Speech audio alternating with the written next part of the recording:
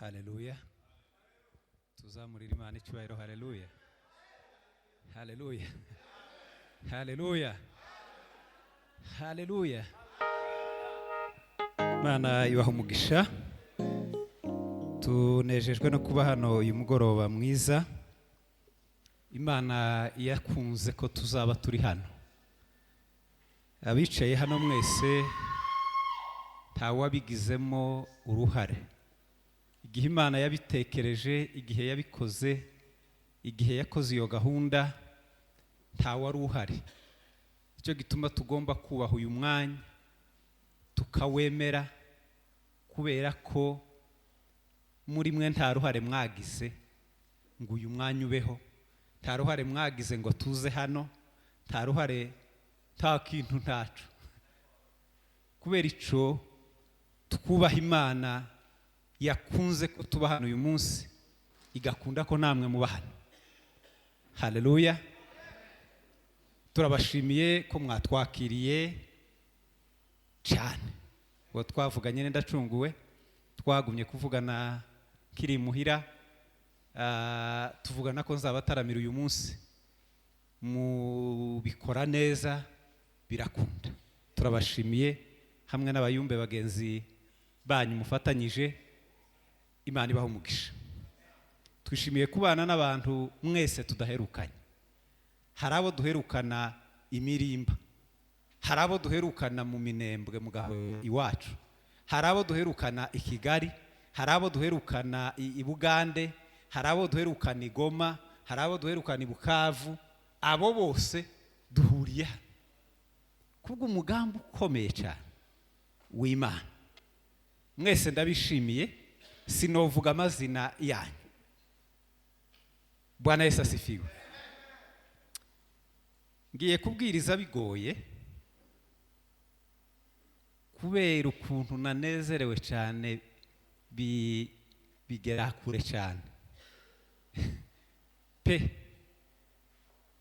Mu materaniro hari ibintu biza bizamura umuntu. Nibyo Pawulo yavuze ngo si yo muteranye biza bimera gute.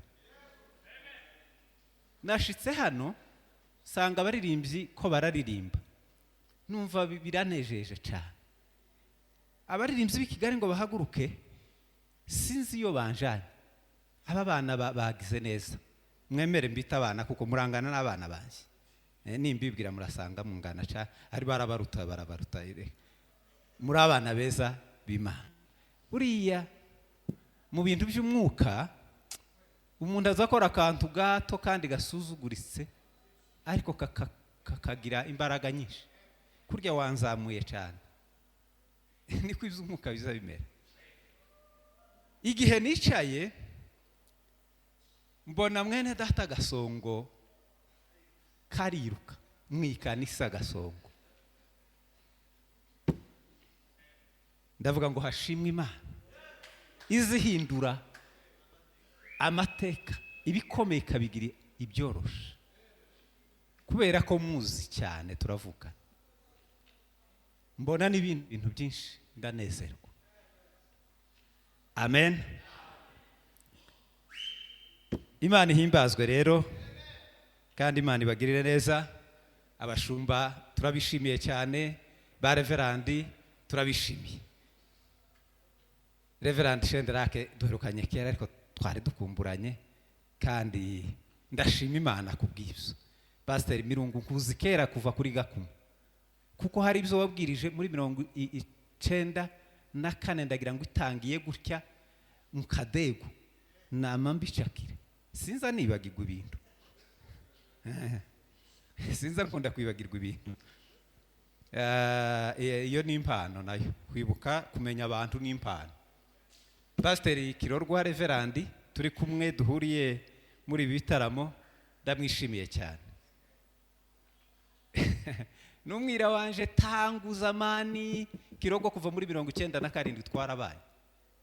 Twarakoranye akazi ka leta keza k'igihugu, naramuyoboye Kirorwa kuva 1998. Hanyuma ico gihe twembi tudakijijwe, ndamutoza neza, anywa akanyanga kenshi. aremegwa arakamirika, aba umukozi wa shitani mwiza. Hanyuma rero ndashima Imana izihinduraga bene ibyo. Hari inkovu dufite, hari uko tumeze, Kristo yaraduhinduye. Ubu ngubu ndamwubaha cyane, ni reverandi, ni umuyobozi agize imyaka myinshi ayoboye amatorero. Ndashima Imana cyane. Iyo ubonye umwana wawe agenda neza biranezeza cyane. Bwana Yesu asifiwe. Ejo bundi twari ko tubwiriza kandi nawe hariya, none twagumye kujyana, tugiye kuganira amagambo y'Imana. Ntabwo ndi bukore nk'umwarimu, ndamambwiriza ntange n'ubuhamya bivanze, turataramye, kubera ko ibyo menyereye no kwigisha. Hari n'ababizi ko ndi umwarimu, sinaje gakwiha ino nibyo nza nkora, ariko kundi gitaramo kurusha ibintu byinshi, ko maze imyaka kuva muri 98 mu kwezi kw'icenda nkijijwe, narataramye. Ibindi bintu nabikoze bukeye, ariko ibi bintu byabusohoka nibyo maze mwigi, kandi nibyo nkunda cyane, kuko ntaco ndabigaya, kandi sinenda kubigaya. Gukorera Imana nta magawa bamo. Bwana Yesu asifiwe sana. Kubatanzi nitwa Rwakabuba Faustin, ayo niyo mazina. Tuye Bugande Imbarara, mfite umugore, dufite abana 7, dufite abakwe 2, dufite abuzukuru 2. Ibyo bintu navyo ni byiza. Iwacu ni mu Gahwera, iriya mu Marango, ahantu himanga nyinshi, iriya mu Gahwera ni iwacu. Navukiye Nyawarimba, ni ku Kabingo, kurira mu Kadegu, ahantu bita ku Gipepe, iriya mu Kibira haheka, niho hahekera ahantu hose, niho nakuriye.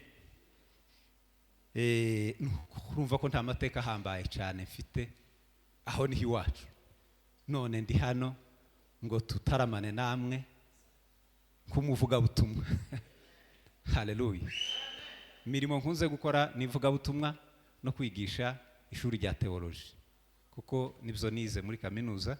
Muri secondaire nize ubwarimu, ariko muri kaminuza nize theology. Niga n'indi myaka 3 ya école biblique, nuko nize imyaka 8, nzoguma nige n'indi myaka 5 cyangwa ingahe simbizi. Ariko hamwe n'ibyo byose ntaco nzi, ndi umuswa.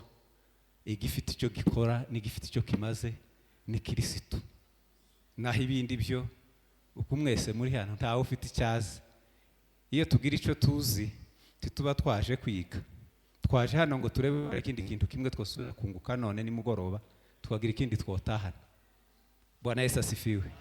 Kubera ko ibyo twari dukwiriye kumenya ugereranyije nabyo ntaco tuzi, nta naco turico. Igikomeye ni Kristo.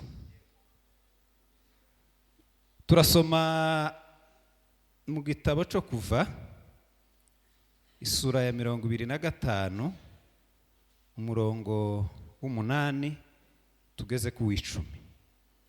Igitabo cyo Kuva, isura ya 25, umurongo w'8 tugeze ku murongo w'10. Dusome.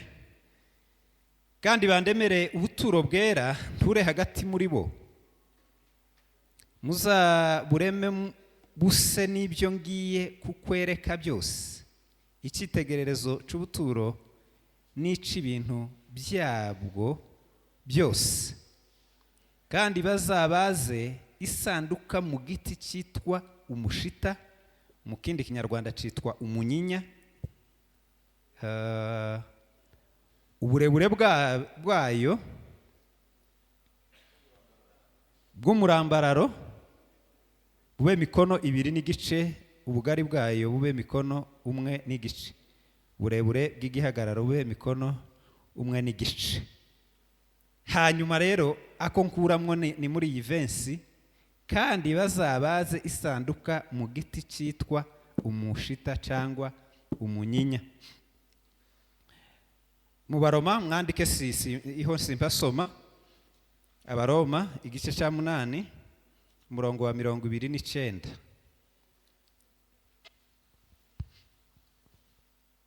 Mukunze kuhasoma cyane, kandi abo yamenye yarabatoranyije, yarabahamagaye, yabahaye ubwiza, yarabatsindishirije.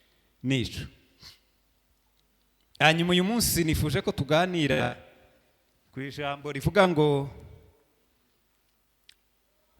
umuntu na ikoresha abakwiriye kuba ameze gute. Ni izihe kiritere Imana izikenera ko umuntu aba afite kugira ngo imukoreshe kuko nguko ihaye idukoresha none. Amen. Aho twasomye Bibiliya yavuze ngo kandi mundemere ubuturo bwera mbe hagati muri mwe. Kubera ko muri ico gihe Imana yabaga ku musozi, abari mu ndegu hasi no mu bibaya nta network babonaga y'ijuru. Byageza bisaba ko Mose azamuka umusozi akaja mwirango hejuru haheka, yamara gushika y'igicu kikamanuka, Imana ikaza bakavugana. Yakenera kumuvugisha ikamuhamagara ari Yefu ikamubwira ngo zamuka uvi iyo ngiyo uzega kuri rezo kakugi wacu bageza abajiriga kenke bakugenda gushaka amarezo y'amatelefone, abo kundondo bakajiriya mu mitamba. Niko Imana n'abantu ico gihe bari babanye, tiyari ituye mu bantu. Itegeka Mose ngo mundemere ubuturo bwera, noneho manuke mve ku musozi nze mu bantu. Amen. Mumpanga amatwi cyane kandi mutuze cyane. Niko nza nkunda kuberaga umwarimu niko azakunda. Mutuze cyane, mugume mwumve kubera ariko bavuze ngo ari nje uvuga none. Bwana Yesu asifiwe.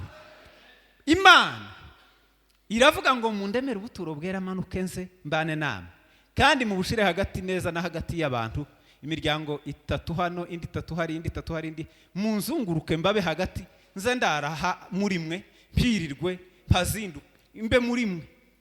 Ibyihema simbivuga, sindi n'umwarimu w'ihema no ribwirizaho.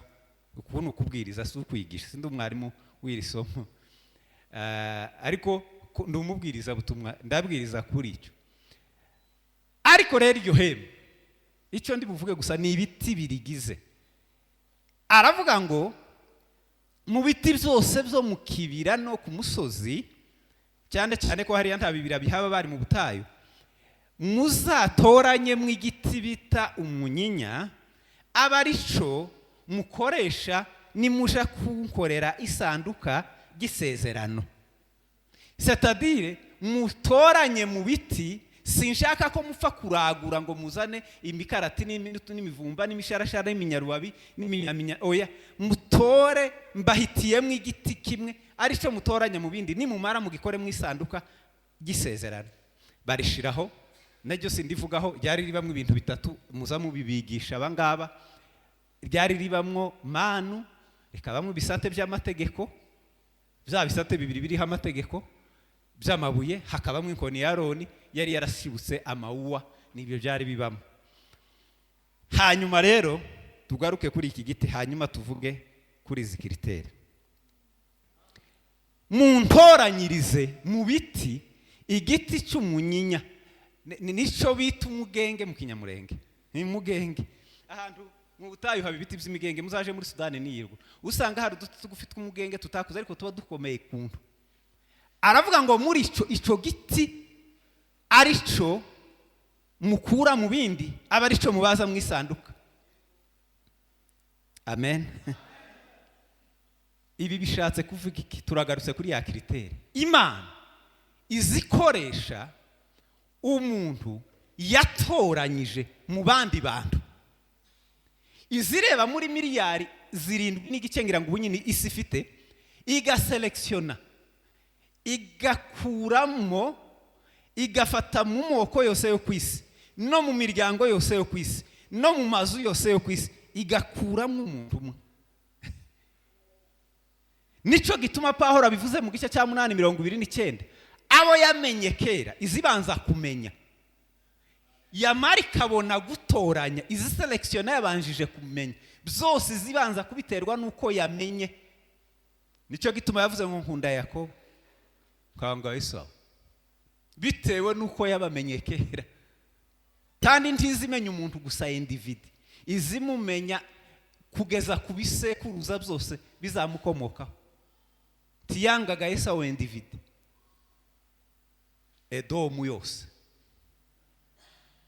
Hanyuma rero icyo ndaza kugaruka n'udusoreza, Imana izihamagara umuntu, izimutoranya mu bantu, mu miryango, mu nzu ya so, mu bwoko bwanyu, ikagushinguramo.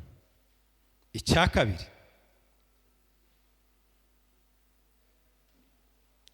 irababwira ngo icyo giti muzagikureho ibishishwa, ntimukagikoresha isanduka kigifite ibishishwa, muzagishishure mubanze mugikureho ibishishwa byose. Haleluya. Imana izikoresha umuntu wambuye kamere ye ya kera, utakiri wa undi we wa kera, ikamukoresha yaramaze kwivanaho iyi ngozi ya kera, akambara undi mubiri musha. Abari muri Kristo Yesu ni ibyaremwe bisha, ibyakera byose bikwiye kubanza bigashira, ukabona kuba umuntu Imana ikoresha. Ntizi gukoresha ugifite za kamere ziwanyu, birya abantu baza bavuga ngo je umukobwa w'abanaka ngurambona. Nta muntu Imana yokoresha ameze bene uko. Izibanza ikagukura mu isho, ikagushira mu icayo, ikabona kugukoresha. Amin. Kutakivugaga ngo je twebwe ngo abanaka. Ntavyo abantu batazabirata. Ese n'umurara nawe hari umurara urutundi nk'ibyo nabyo. Ugomba kubanza ibyo byose bikavaho, ukabona kuba igikoresho.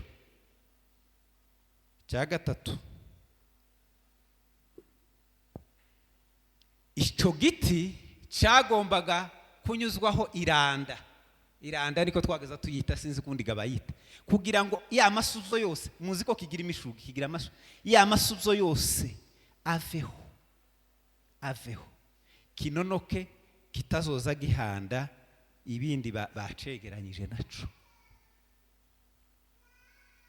Imana izikoresha umuntu wanonotse, wakuweho amasubyo, utazuhanda abandi bantu.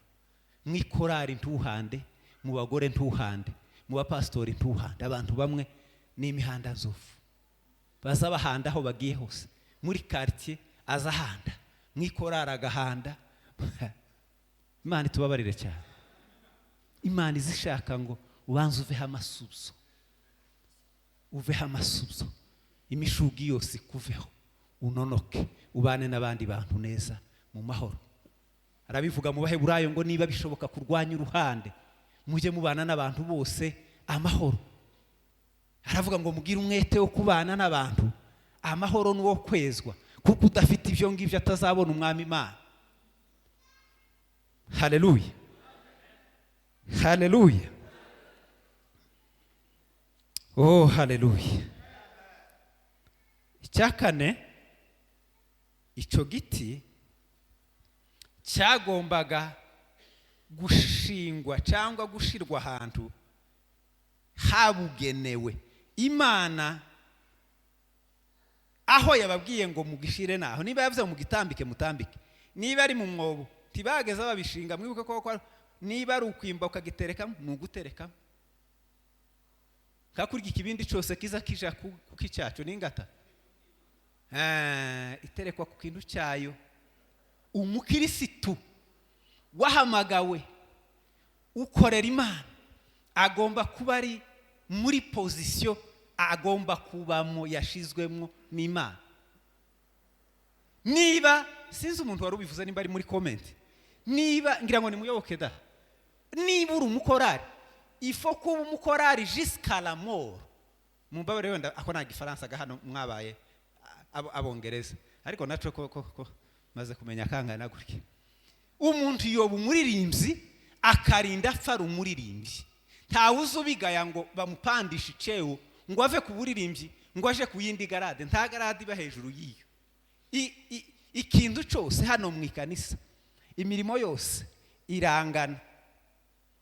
Haba ministeri zitanu, reka nzivuge nihuta. Bamwe yabagize kuba intumwa.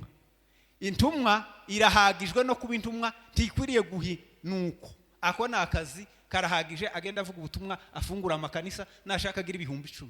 Ako ni akazi k'intumwa. Abandi yabagize kuba abahanuzi. Abahanuzi bagomba guhanura kuva imuhamagaye akazorinda aja mu kuzimu, agapfa ashaje angana na Rukema na ba Bikinoni akarinda apfa. Hari ubwo mwigeze mwumva bagwanira upastori? Rukema ari umupastori mu Mibunde, yari umuhanuzi, n'abakazigamye n'abandi. Ikimana yaguhamagaye kirangana n'isho kindi, ariko ubu nyine gano uhanura kabiri ngo bayaskofu reverend. Uri umuhanuzi cyangwa uri hagara muri pozisiyo yawe, Imana iragushaka mu mwanya wawe.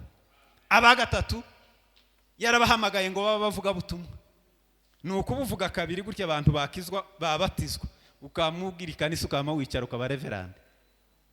Ubufushije uba wishe misiyo yawe. Niba warahawe kuvuga ubutumwa, genda ubuvuge, uzoruhurunduke ubugwemwo, usaze baguhambe cyangwa bakwishe ubugwemwo ivuga butumwa. Icyo kirahagije. Abakane yabagize kuba abungeri, le pasteur, abaragiye izi ntama. Bano bagabo ba reverend ni mushumba intama, harimo izigwaye, harimo izinanutse, harimo izarwaye uburenge, harimo izazigwaye kajangara, harimo izo zose. Mugume murundarunde, mugume mwegeranye, mugume mwomora ibikomere muvure, nuko muzikura ibirondwe kuzogeza Yesu Kristo agarutse. Umutahiza mukuru naza muzagororerwa, kuko muri abungeri munsi y'undi mwungeri. Ntimuri abashumba bakuru. Ubwo iyo terme tuza tuyikoresha inaha ngaha ngo umushumba mukuru w'itorero, ndetse tuza tubikoresha, ariko sibyo byiza cyane. Umutahiza mukuru ni Kristo, abandi na bungeri munsi ya shefu. Muzosome Yohana 10:10, haravuga ngo ninje mwungeri mwiza. Yarabikuye muri Ezekiel niko havuga. Kandi bene uwo mwungeri mwiza, intama ziwe zazimenya nawe ngo akazimenya. Azamenya ngo niyavunitse, niyacumbagiye, niyataka yiriya mukabane ngo akayikorera, naye akayizana akayishyira mu kiraro. Ntaza hutaza. Tiwo barevera ngo numara zuhutaza abantu. Hoyaye. Wewe nukuzuga umukazana ugashira mu gituza, izakayuyu kumutsa, ukazawumukiriza, izindi ugatumburura, zimwe ziba zatundagiye ukazutumburura, zigasubira zikagarura ubuyanja. Baturiya nawe ejo bundi bamufashe yagize gutya, nawe ukazana ukagenda ukegera, azoroha nawe ahinduke. Twe ntitwahindutse, hari uruhare twabigize. Uruhe ndacungu, uruhe twagize gute? Data waduhinduye, nawe yo guhindura. Mugume mwegeranye, niko kazi kanyu. Istere ya 5 ni y'abarimu batwebwe. Nubwo sindageraga kuri ugo gwego, ariko ganza nigisha. Keri yo hawigisha guhura umwarimu, nubwo utabufite ga iyo doctor, ariko uri umwarimu. Akazi kacu twebwe no gufasha zino ministere zindi. Umwarimu wo kwigisha uyu nguyu, kwigisha n'uyu, kwigisha n'uyu, kwigisha n'uyu, uko bakora umurimo. Ukaja no mu bakora ukabigisha, ukaja no mu badiakoni. Diakoni igituma itavuzwe hano iyo yari hasanzwe n'umurimo. Abadiakoni, umuntu yo mudiakoni kugeza Yesu agarutse. Ariko umuntu ari mu kumuba kabiri ngo riri yakanisa ryara muryamiye ngo naje murindi ngo bamuzamure ngo agize iminsi ku budiakoni. Nta mudiakoni uzamuka, azaho umudiakoni gusa. Keretse yongerewe yagize iyo mpano yindi, kuko impano umuntu yogira 1, 2, 3, 9 siko bimeze. Ku rugero ntimuzi ko mbaye mvuga ubutumwa, ariko kandi ndi n'umwarimu. Izo bizabiba. Ariko kuvuga ngo twabonye ngo agize iminsi, njega nabaye mu manama amwe y'amakanisa n'ayandi y'abantu mu miryango, n'umuryango ukavuga ngo baraturenganyije hariya tuje hariya ngo turebe ko wacu nawe ngo yoba nkuwigira imbere, muba mumushize mu kaga gakomeye kandi muba mumushizeho urubanza. Icya gatanu, Bwana Yesu asifiwe sana, arababwira ngo ico giti muzagisige izahabu inyuma n'imbere, mwama mugisiga inoro gusa, amaze kirabagirane, kugira ngo izahabu ihishe umurara w'isho giti. Ese siko ba tuzi ko tuvuga ngo ese inkoni ni y'ubuhe bwoko, ngo ni inkoni y'ubwo iyo basizeho iyi verini. Ese kano gati ni giti nyabake? Tawo kamenye, uzi gituma tutaye tukamenya gasize verini. Bagomba kugisiga kugira ngo ntimumenye akabande cavuyemo, ntimumenye nimba ari musharashara cyangwa nimba ari umushaki. Niko umuntu w'umukozi w'Imana azasigwa, Mwuka Wera aza gusiga, unapakwa. Abantu ntibaba bakikurebera mu masekuruza ngo ni umunyabyinshi, ngo ni umuhiga. Oya baza babona gusura umukristo. Bwana Yesu asifiwe sana. Noneho izahabu igahisha wa muntu wa kera. Hanyuma ga noneho mwese mukama mubaga uniforme, noneho ntimusubire kuvuga ngo uyu yavuye hacangwa hariya, ntihabeho kuborobanura ku butoni. Ta kurobanura ku butoni mwikanisa ngo yego numusegege wo mu mibunda, ngo yabanje kuja nimwoba, ngo arasaragaruka ngo nuwiriya, ngo kumenya ngo ukuntu ngo bya ntabwo bibaho mwikanisa rya Kristo. Abamaze gusigwa baba uniforme, ta kurobanura ku butoni. Mwuka Wera aza dusiga, tidusubire kugaragaza abo twari kera, tukaba abandi bantu basha. Bwana Yesu atukuzwe sana. Haleluya, haleluya, haleluya, haleluya. Turacyari kumwe? Imana ibahubugisha cyane. Twari tugarutse kugutoranwa kandi ariho dusoreza. Nimureke twemere ubushake bw'Imana. Imana yabwiye Sawuli, iramubwira ngo kutini bora kuliko zabibu, kumvira biraruta gutamba ibitambo. Je wumvira Imana, aho Imana igushize, aho Imana igushaka, aho Imana iguhamagariye, ari aho ngaho. Nabitekereje kare icyo gihe mwari ko mukora biriya byose, numva subira kure cyane mu bwenge no mu bitekerezo, nguma gutekereza aho Imana yankuye. Ndavuga ngo ese Mana wanciye iki? Asandi Imana ko wampamagaye, asandi ko wantoranyije. Suko nari nkwiriye Mwami, suko nari nkwiriye ariko nka umuntu yovukira inyawarimba muri 77 ntihari haba n'ikintu nakimwe ico gihe, nta dispensaire, nta maternité, ntaki bamama batubyariye kubikubo, nta kindi kintu utakepfo karuguru, nta imirembe nihuzu zishaje z'abakecuru, ntitwigeze tuja muri ibi bihuzu bari mu kubashyiramo n'ibiki bigoma ntabyo twagiyemo. Imirembe gusa y'umwotsi niyo badushizemo. Nta soko kwanza yari hari ngo bangurire amahuzu. Nimba naravutse na 5 barinze isoko ya Niyinga kwa Gitongo irarema, bangurira ihuzu ngizi cyumweru cyangwa banyambika nk'ihuzu y'undi muntu mukuru yakubuye, ariko Imana ikagutoranya. Bwana asifiwe. Imana ikantoranya muri 82 uko ninjiye n'ubuhamya nibyo. Turagenda tuja mu kadegwiri imirimo, nta wundi muntu wari ubayo, twasanze y'inyoni gusa n'impyisi. Ku Gipepe nta wundi muntu wahabaga, nta mufurero, nta Nyamurenge, nta Mubembe. Nitwe twagiyeyo mbere, tuhamara imyaka, nta shuri, nta kita, inka gusa. Turagiye gusa tukaza tunywa amata gusa. Mu gihuru imyaka 14 ndahakurira, ndahashakira, ndashingirwa muri 94 mu kwezi kwa 6. Singira ifoto y'ubukwe, singira biriya byose muri kwigwa mu manika za save the date zaki tabisho ntabihaba. Fiançaye ntayo yo ya barandangiye ndashaka, ariko ngira umugore mwiza, muzara abana beza, ndabashingiye ko ndashingira abana n'ibindi Imana iziko. None nk'ibyo wo kwiratiki bamwe bari mu guhagarara bakirirwa bihaye umunsi ukabirira.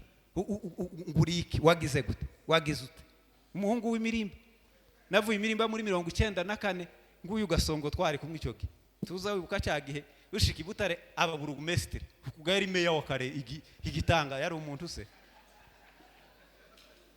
nama ntambuka njewe nama ngenda nigashora ngo ba nama nje gusa muri diri y'agafe y'agakire imyaka 2 irashira muri 1996 nguwo muri Kongo twama twiruka igihugu turakimara tugira gutya muri icyo gihe muri 1998 mu kwezi kw'icenda Imana irampamagara haleluya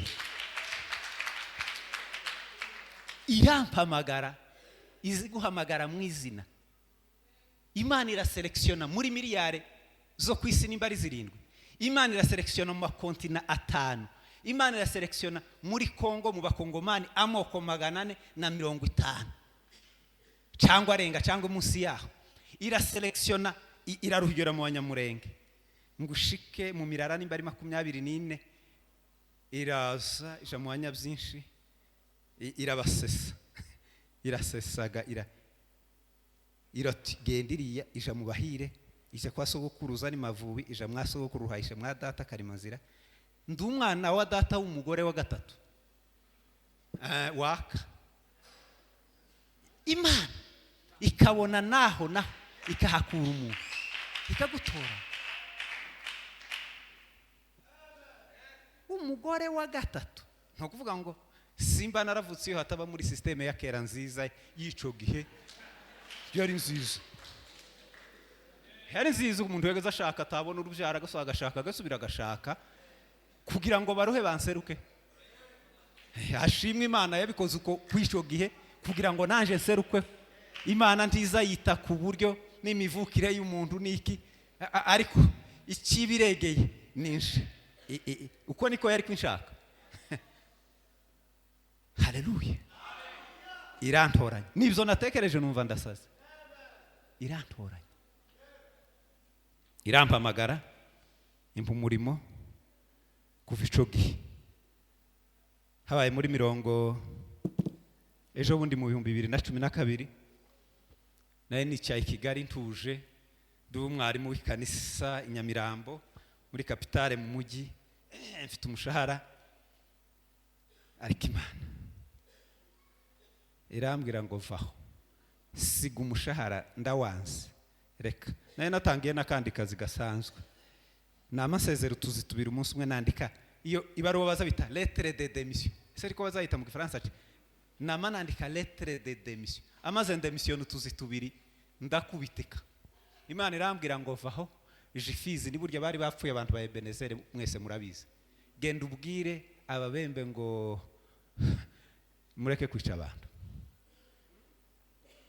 yewe uvuze gute wamana uvuze maramezi 10 yuzuye hari mu kwezi kw'icumi ku minsi 14 maramezi 10 nagiye mu 8 ku minsi 20 ku minsi 13 maramezi 10 ntarumva ico Imana ihayivuga kandi hayimbwira kumanywa na nijoro ndicara maramezi 10 ndumushomeri nta kazi habe nakamwe ari hababizi bantu bo muri famille n'abandi mbu mushomeri n'amahuza arashira n'ibirato birashira ikigali ibumbafu umuntu wo mu mujyi udafite akazi tekereza ukuntu society zigufata agafu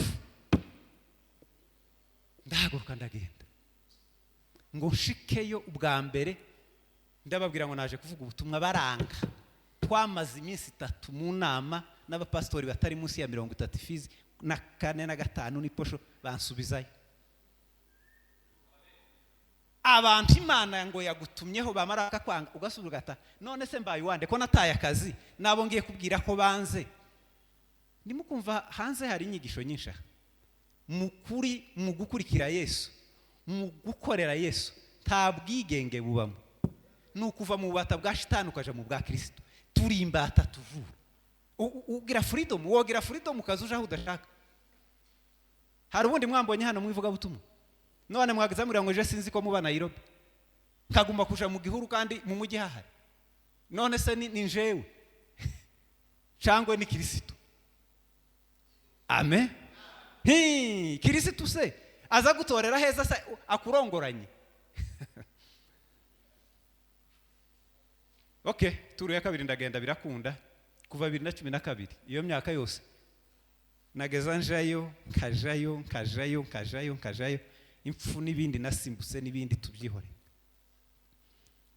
jaza Masisi za Beni nagiye 2017 na Bunia Beni hari hameze nabi cyane ariko nababajwe umunsi umwe naho mpageze naho n'ikibazo gisa nico abantu nashakaga kubwiriza banga ko mbabwiriza kandi mu mujyi kaha nahahirye barambwira ngo ndituza huri kandi nawe ntuze ha niba ushaka kutubwira wandike ndandika urwandiko nari nishuye indege imagine nishuye indege kuva Goma intura Bunia iragaruka itura Beni abantu nagiye kubwiriza barambwira ngo ntitushaka kutubwiriza niba wandika urwandiko nararwanditse nuwo naruhaye n'umuhungu witwa Gasongo mu Gahuna muzomubaza ni kapiteni Gasongo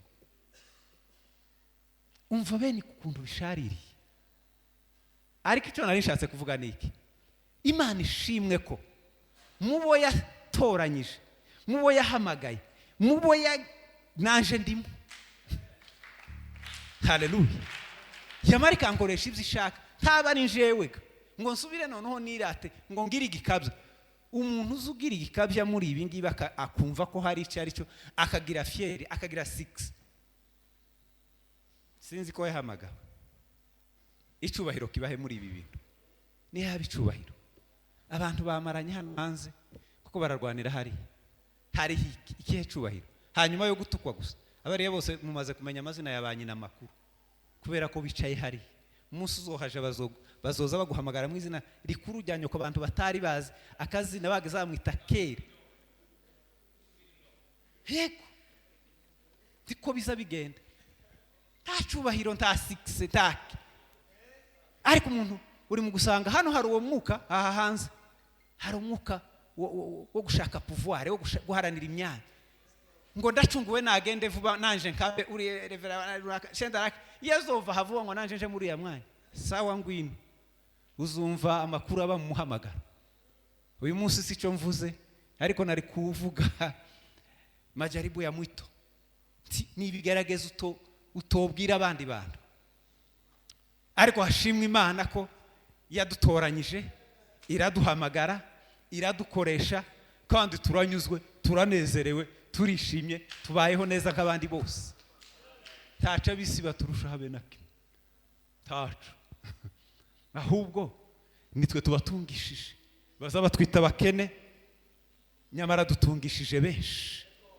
igituma bagihaha bakaronka nukubera ko mu gitaramye hano umunsi iki gicaniro cashize muzumva ibintu bizoba hano hanze muri mukubona abantu bagenda bakazindukuruka abantu bagakora business bagataha nuko hari abari ku mafi nuko hari abari ku gicaniro nuko hari abayumbe bataramye nuko hari abakecuru n'abasaza bahe basenga burakeye bakayisubiramo bagatarama muzabaza amakuru y'Isiraheli habaga igitaramo cy'abagishiro kuva igihe cya Samweli barataramye gusa baratarama umwaka ugashira imyaka 50 70 umugabo bita Simiyoni Yerusalemu yarataramye gucyara kunanguka umugore bita Ana yataramye imyaka 84 Ana muri Luka igice cya kabiri yamaja mu rusengero ngo akataramira Imana kumanywa na nijoro amara imyaka 84 abo nibo batumye abantu bamererwa neza abimana yahamagaye abimana yatoranyije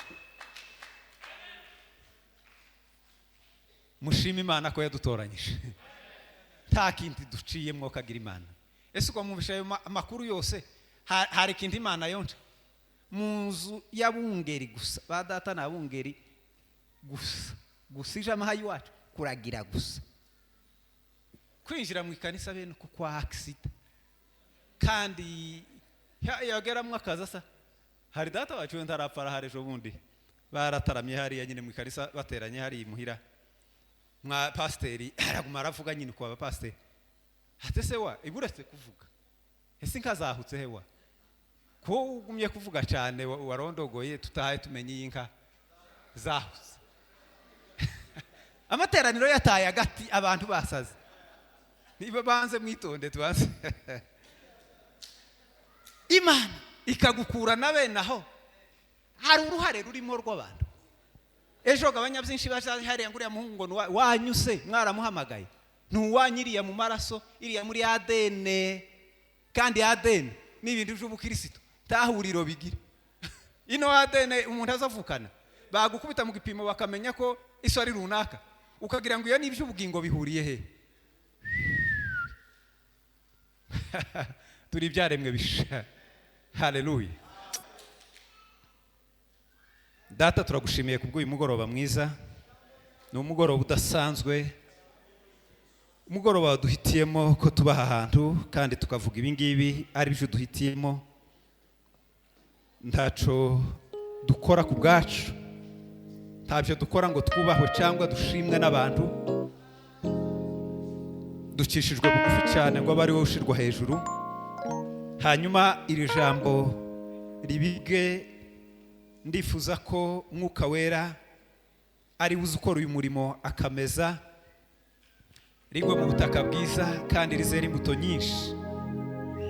Kindi gihe nitwumva amakuru ya bene data tumve ko bagendera mu kuri bizatunezeza. Nanone nituramuka twongeye kandi kubonana vuba tukiri muri uyu mubiri, uzatugirire neza, tuzongere dusangire ibyishimo n'umunezero. Data ndagushimiye ko watugabiye umunezero n'ibyishimo, ndagushimiye ko waduhaye igitaramo cyiza cy'umugisha. Izina ryawe nirihabwe icyubahiro uhereye none ukageza iteka ryose, mu izina rya Yesu Kristo w'i Nazareti, amen.